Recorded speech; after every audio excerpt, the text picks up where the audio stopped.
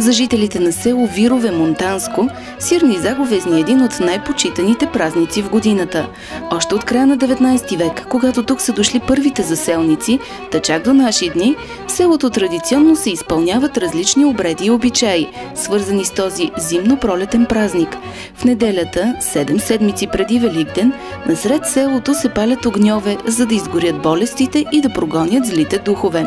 Играят се хора и се пеят песни.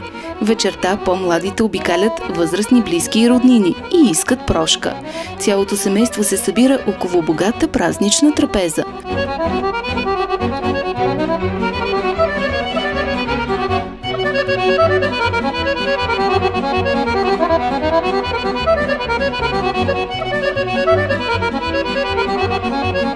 А след вечерята, за радост на най-младите, се изпълнява ритуала хамкане.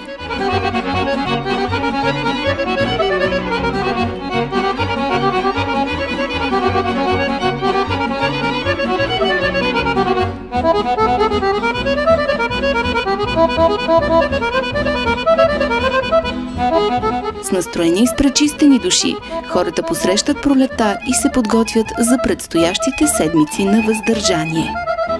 Проект «Валоризация на автентичната култура за трансграничен туризъм». Код на проекта 1521057. Проектът е финансиран по програма Интеррег VA Румъния-България. Програма Интеррег VA Румъния-България е съфинансирана от Европейския съюз чрез Европейския фонд за регионално развитие. Издател на клипа – Агенция за регионално развитие и Бизнес център 2000. Дата на публикуване – юли 2016 година. Съдържанието на този клип не представлява непременно официалната позиция на Европейския съюз. Отговорност за съдържанието на този клип носят единствено неговите автори.